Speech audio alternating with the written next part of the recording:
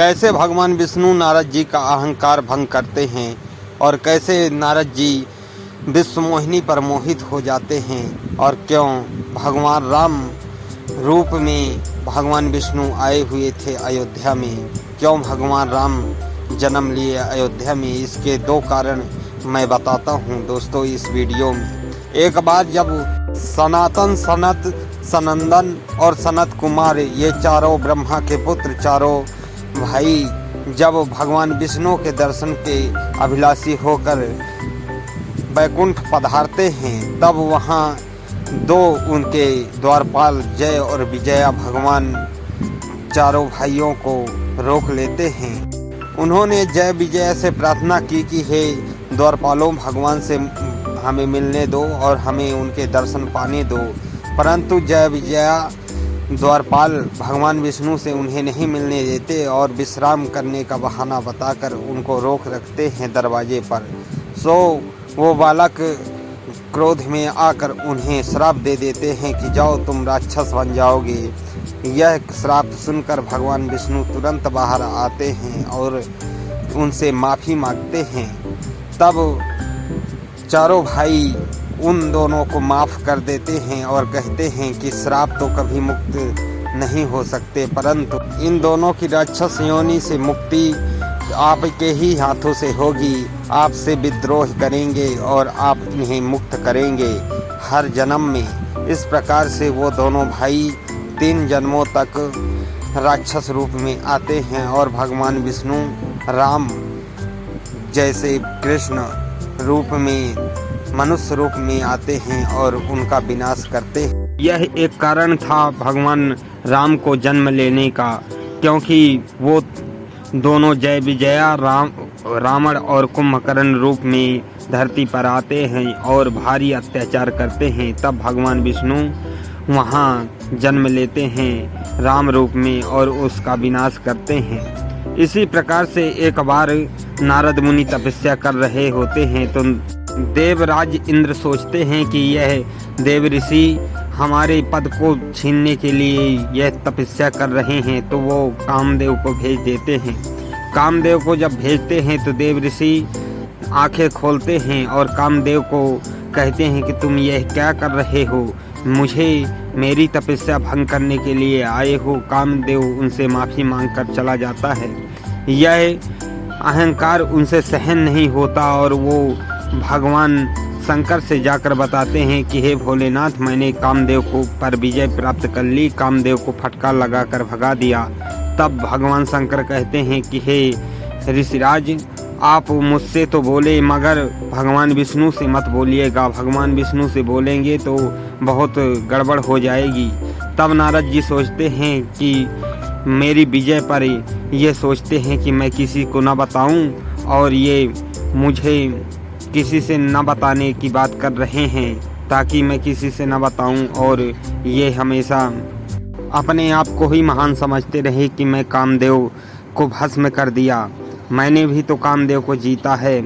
इस प्रकार से नारद मुनि जाते हैं और भगवान विष्णु को भी अपनी बात बताते हैं कि मैंने कामदेव को जीत लिया है। तब भगवान विष्णु के मन में आता है कि इनके अंदर कामदेव को जीत के कारण इनके अंदर अहंकार आ गया है। सो नारद जी तो भगवान विष्णु के अति प्रिय भक्त थे और अहंकार भगवान विष्णु सह नहीं सकते थे। इस प्रकार से अहंकार करने से भी तो सभी का विनाश हो जाता है।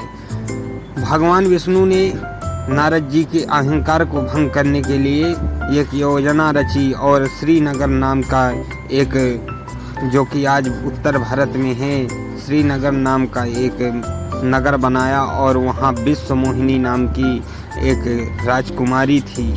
विश्व मोहिनी अत्यंत सुंदर थी, जो कि विश्व में सबसे सुंदर मानी गई और विश्व मोहिनी का स्वयंवर चल रहा था। नारद मुनि वहाँ पहुँच जाते हैं। नारद मुनि उस नगर को देखकर ही अचंभित हो जाते हैं कि इतना सुंदर नगर कहाँ से आ गया। सो नारद मुनि पता लगाते हैं कि यहाँ क्या है चल रहा है। तब नारद ऋषि को पता चला कि आज विश्व मोहिनी का स्वयंवर है, जो कि वहाँ रचा गया हुआ था। सो नारद मुनि जाते हैं और देखते हैं कि विश्व मोहिनी तो अत्यंत सुंदर है, उससे सुंदर संसार में कोई भी नहीं है। विश्व मोहिनी के रूप रंग को देखकर नारद मुनि मोहित हो जाते हैं और नारद मुनि सोचते हैं कि क्यों न मैं इसी विश्व मोहिनी से विवाह कर लूं, हमेशा कैसे ही ब्रह्मचर्य को पालन करता रहूं, अब तो विवाह करना उचित होगा। सो भगवान विष्णु के पास जाते हैं नारद मुनि और भगवान विष्णु से कहते हैं कि हे प्रभु, मुझे ऐसा रूप दे दीजिए कि ताकि लोग मुझे देखते ही रह जाएं। भगवान विष्णु नारद जी को तथास्तु कहकर भेज देते हैं और कहते हैं कि नारद जी, आपकी इच्छा पूरी होगी, आपको सब लोग आप ही को देखेंगे वहाँ स्वयंवर में, और आप जाइए वहाँ। तब नारद जी वहाँ से चल देते हैं और जब वहाँ जाते हैं तो सच में सब लोग उन्हें ही देख रहे थे और उन्हें देख देख कर मुस्कुरा रहे थे। जब विश्व मोहिनी वरमाला लेकर निकलती हैं और सभी लोग को देखती हैं तो नारद जी भी उनके सामने जब आते हैं तो नारद जी को देखकर मुस्कुराती हैं और आगे निकल जाती हैं। सो नारद जी सोचते हैं कि शायद मुझे अच्छे से इसने देखा नहीं और मैं तो सबसे खूबसूरत होऊंगा, क्योंकि मैं भगवान विष्णु से वरदान लेकर आया हूँ। सो वह बार बार विश्व मोहिनी के सामने जाते और वो बार बार आगे निकल जाती। यह देखकर नारद जी मन में अचंभित हो गए। फिर अंत में जब कोई भी उन्हें वर सूटेबल नहीं मिला तब भगवान विष्णु वहां आते हैं और भगवान विष्णु को देखकर वह दौड़ी चली जाती है और भगवान विष्णु के गले में वरमाला डाल देती हैं। यह देखकर नारद जी को भारी गुस्सा आती है कि भगवान विष्णु को ही विवाह करना था तो मुझे क्यों भेजा, और वह वहां से चले जाते हैं और जल में जैसे ही देखते हैं अपना मुंह, तैसे ही वह क्रोध से भरे हो जाते हैं, क्योंकि उनका मुंह वानर का बना हुआ था। और वे फिर क्षीर सागर जाते हैं और भगवान विष्णु को श्राप दे देते हैं कि हे नारायण, आपने मेरे साथ छल किया है, मैं आपको श्राप देता हूँ कि आप भी धरती में मनुष्य योनि में जाएंगे और आप भी वियोग से तड़पेंगे, जैसे कि मैं आज वियोग में विश्व मोहिनी के तड़प रहा हूँ। यह श्राप देकर नारद जी वहाँ से चले जाते हैं और इसी श्राप के कारण भगवान विष्णु को राम अवतार में आना पड़ा और वानरों की सहायता लेनी पड़ी, क्योंकि नारद जी ने यह भी कहा था कि आपको मेरी तरह ही स्वरूप वाले जीवों की यानी वानरों की सहायता लेनी पड़ेगी। दोस्तों, मेरी यह वीडियो आप लोगों को कैसी लगी कमेंट बॉक्स में ज़रूर बताएं, और अगर अच्छी लगी हो तो मेरे इस वीडियो को लाइक करें और चैनल को सब्सक्राइब करें ताकि मैं इसका अगला भाग भी लाऊं। जय